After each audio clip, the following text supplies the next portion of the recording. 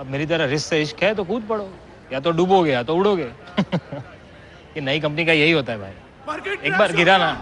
Market crash हो गया, market crash हो गया, मार्केट क्रैश हो गया, मार्केट क्रैश हो गया। जब ऐसे मार्केट क्रैश होते हैं तो बहुत से लोग डर जाते हैं, लेकिन बेस्ट इन्वेस्टर्स प्रे करते हैं कि एक बार, बस एक बार दोबारा मार्केट क्रैश हो जाए उनके जीते जी। और उसके कारण जो हमें प्राइसेस मिले, I pray that 2008 happens once again in my lifetime. Okay, तो बहुत से मास्टर इन्वेस्टर्स ने इसी मार्केट क्रैश में करोड़ों रुपए कमाए हैं, और आज इस शॉर्ट कोर्स में हम पुराने सारे मार्केट क्रैश को स्टडी करेंगे कि इन मास्टर इन्वेस्टर्स ने कौन कौन सी स्ट्रैटेजी को यूज किया था इन करोड़ों रुपए को कमाने के लिए, और फिर हम इनमें पैटर्न ढूंढेंगे ये डिसाइड करने के लिए कि अगर अब मार्केट क्रैश होता है तो हमें कौन से स्टॉक्स लेने चाहिए। अब अगर हमें मास्टर इन्वेस्टर्स की स्ट्रैटेजी समझनी है तो हमें दो टर्म्स क्लियर होनी चाहिए, और ये है लॉन्ग पोजीशन और short position. Long position normally सबको पता है कि कंपनी के शेयर्स सस्ते प्राइस में लो और फ्यूचर में उसे महंगे प्राइस में सेल कर दो। यानी अगर आज आपने 5,000 रुपए के शेयर्स खरीदे और कल को इस कंपनी के शेयर्स का प्राइस इंक्रीज होकर 10,000 रुपए हो जाता है, तो आपका प्रॉफिट इस पर्टिकुलर केस में 10,000 minus 5,000 is equal to 5,000 rupees होगा। दूसरी टर्म जो हमें समझनी है वो है शॉर्ट पोजीशन। लोग किसी भी स्टॉक को तब शॉर्ट करते हैं जब उन्हें लगता है कि मार्केट गिरने वाली है, यानी पिछली स्ट्रैटेजी का ये एकदम ऑपोजिट है।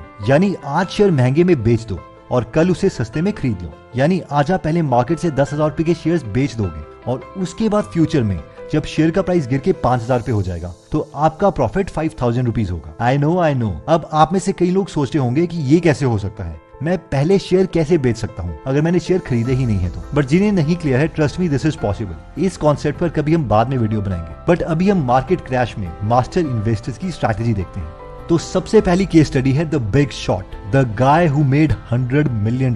माइकल बरी का जन्म कैलिफोर्निया में हुआ था और बचपन में 2 साल की उम्र में ही इन्हें रेटिनोब्लास्टोमा की बीमारी हो गई, जिसकी वजह से इनकी एक आंख चली गई और इन्हें उसकी जगह कांच की आंख लगानी पड़ी। इन्होंने फाइनेंस की पढ़ाई करने के बाद डॉक्टर की भी पढ़ाई करी Vanderbilt university school of medicine से, लेकिन हर शाम को ये इन्वेस्टिंग सीखते रहते थे। बरी ने खुद के लिए एक इन्वेस्टर की रेपुटेशन बना ली थी। इनका कहना था कि ये द इंटेलिजेंट इन्वेस्टर बुक की फिलॉसफी पर चलते हैं और कंपनी की एक्चुअल वैल्यू निकालते हैं तभी कोई डिसीजन लेते हैं। 2000 में इन्होंने अपने फ्रेंड्स और फैमिली वालों से पैसे लेकर एक हेज फंड खोला जिसे नाम दिया गया सायन कैपिटल। पहले साल में ही इन्होंने अपने इन्वेस्टर्स को बहुत पैसे कमा के दिए। जहां पर अमेरिका का S&P 500 फंड 11% से इंक्रीज होता था तो इनका हेज फंड 55% से इंक्रीज हुआ। एक्चुअली इंटरनेट बबल के टाइम में ये देखते थे कि कई इंटरनेट कंपनीज फंडामेंटली बहुत ही लॉसेस में हैं, लेकिन उनकी वैल्यूएशन बहुत ज्यादा चल रही है। इन्हें पता था कि इन कंपनी का प्राइस गिरेगा ही गिरेगा, इसलिए ये इन कंपनीज के प्राइस को शॉर्ट कर देते थे और अपने इन्वेस्टर्स को बहुत पैसे कमा के देते थे। जब S&P 500 इंडेक्स फंड 22.1% से डूब गया था, इसके बावजूद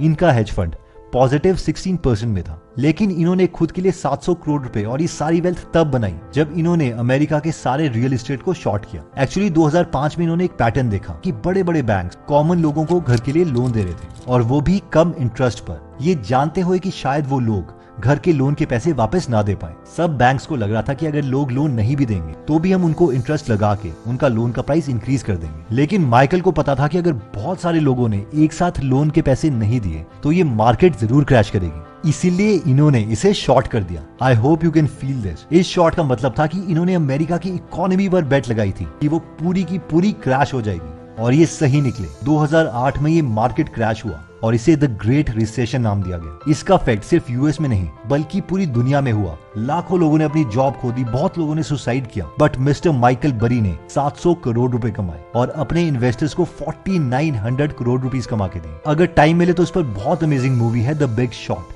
इसे आप जरूर देखिएगा। नेक्स्ट केस स्टडी आती है राकेश झुनझुनवाला, हर्षद मेहता स्कैम 1992। इंडिया के वॉरेन बफेट राकेश झुनझुनवाला का इन्वेस्टमेंट में इंटरेस्ट तब आया जब उन्होंने देखा कि उनके डैड अपने दोस्तों से इन्वेस्टमेंट की बातें करते हैं। मिस्टर झुनझुनवाला के डैड ने इन्हें कभी भी इन्वेस्टिंग के लिए पैसे नहीं दिए और किसी से भी उधार मांगने के लिए मना कर दिया। बट झुनझुनवाला ने अपने भाई के क्लाइंट से पैसे लिए और उसे प्रॉमिस किया कि वो उसे बैंक डिपॉजिट से ज्यादा रिटर्न देंगे। 1986 में उन्होंने अपना सबसे बड़ा प्रॉफिट अर्न किया जब उन्होंने टाटा टी के 5000 शेयर्स लिए 43 रुपीज पर शेयर के हिसाब से, जिसकी वैल्यू सिर्फ 3 महीने में 143 रुपीज हो गई और उन्होंने अपने पैसों को 3 टाइम्स कर दिया। इन 3 सालों में मिस्टर झुनझुनवाला ने 20 से 25 लाख रुपए कमा लिए थे। अगले कुछ सालों में इन्होंने काफी कंपनीज में इन्वेस्ट किया जैसे कि Titan, CRISIL, Praj industries, Aurobindo pharma and NCC. लेकिन राकेश झुनझुनवाला कहते हैं कि इन्होंने सबसे ज्यादा पैसे हर्षद मेहता स्कैम के टाइम में बनाए। हर्षद मेहता के समय पर how you tackle the market? बोले मैंने वो जमाने में एटलीस्ट मंदी में 30-35 करोड़ रुपया कमाया होगा। तो सवाल ये है कि इस टाइम इन्होंने क्या स्ट्रैटेजी यूज करी थी। तो जब सुचेता दलाल ने टाइम्स ऑफ इंडिया में हर्षद मेहता का स्कैम पब्लिश किया तो स्टॉक मार्केट क्रैश कर गई।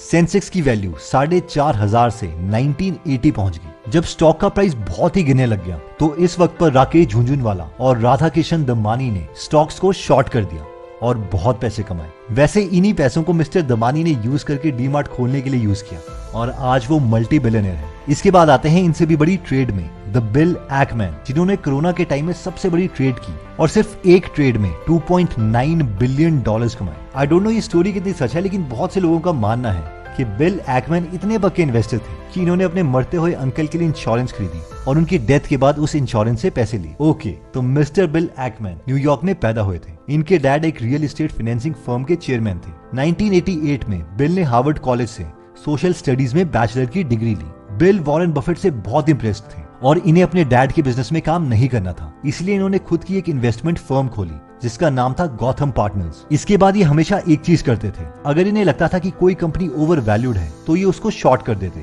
और पब्लिकली उस कंपनी के बारे में बहुत बहुत बुरा भला कहते ताकि सारे इन्वेस्टर्स उस कंपनी के शेयर सेल कर दे, जिसकी वजह से उस कंपनी का शेयर गिर जाए और इन्हें फायदा हो जाए। फॉर एग्जाम्पल, जब हर्बल लाइफ नाम की कंपनी को उन्होंने शॉर्ट किया तो इनकी ये स्ट्रैटेजी नहीं चली और इनको $1 बिलियन का नुकसान हुआ। जब कोरोना का टाइम आया तो इन्होंने देखा कि वुहान चाइना में लॉकडाउन हो गया है। इन्हें पता था कि ये वायरस कम से कम 50% वर्ल्ड पॉपुलेशन को अफेक्ट करेगा। फिर पब्लिकली कहा कि गवर्नमेंट को यूएसए में लॉकडाउन कर देना चाहिए और जब ऐसा हुआ तो 30 दिन के अंदर इन्होंने अपनी इन्वेस्टमेंट को 100 टाइम्स कर दिया। इन्होंने इसी पैसों को अच्छी अच्छी कंपनीज के शेयर्स खरीदने में इन्वेस्ट किया, जैसे कि वॉरेन बफेट की कंपनी बर्कशायर हैथवे के शेयर्स खरीदे। इन्होंने ये ट्वीट करके कहा था ये लाइफ टाइम की अपॉर्चुनिटी है, हमें इसे मिस नहीं करना चाहिए।